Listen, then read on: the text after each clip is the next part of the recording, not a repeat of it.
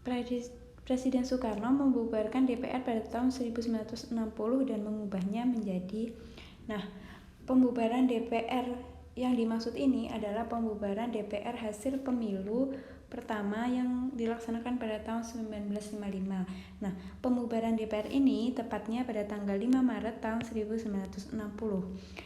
Latar belakangnya yaitu berkaitan dengan Soekarno mengeluarkan Dekret Presiden 5 Juli tahun 1959. Nah, pengeluaran Dekret Presiden ini salah satu alasannya adalah kegagalan konstituante dalam menyusun undang-undang baru pengganti UUDS tahun 1950.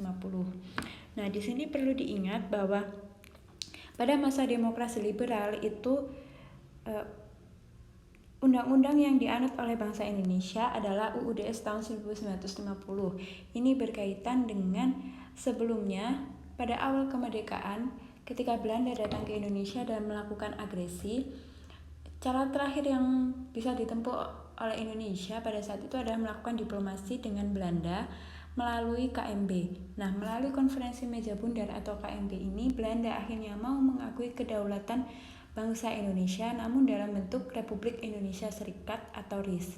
Dalam pelaksanaannya, RIS ini hanya bertahan sebentar, kurang lebih antara 4 tahun sampai 5 tahun karena banyak daerah-daerah yang ingin kembali dalam bentuk Republik Indonesia. Akhirnya, pada tanggal 17 Agustus tahun 1950, Indonesia ini atau RIS ini kembali ke bentuk NKRI atau Negara Kesatuan Republik Indonesia.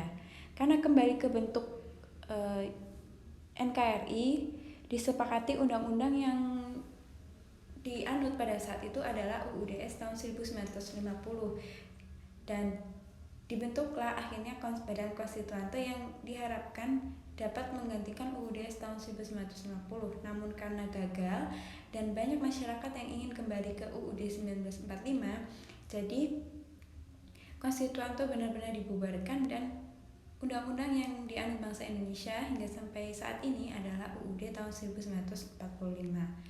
Imbas lain dari pembubaran konstituante ini juga dibubarkannya DPR. Nah, pembubaran DPR ini melalui Peraturan Presiden Nomor 3 Tahun 1960, di mana latar belakang pembubaran DPR pada saat itu adalah ketidakmampuan DPR dalam mengelola APBN atau anggaran belanja negara. Nah, pengganti dari DPR ini Presiden Soekarno membentuk sendiri yaitu dengan nama DPR-GR melalui Peraturan Presiden Nomor 4 Tahun 1960.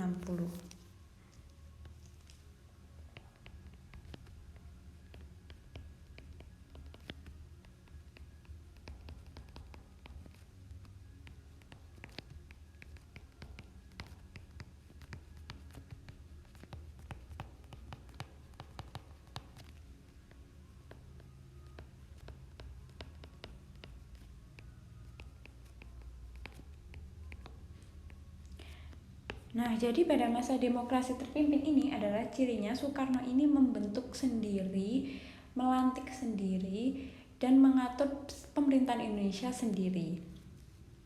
Nah, hal inilah juga yang akhirnya membuat Muhammad Hatta sebagai wakil presiden pada saat itu mengundurkan diri.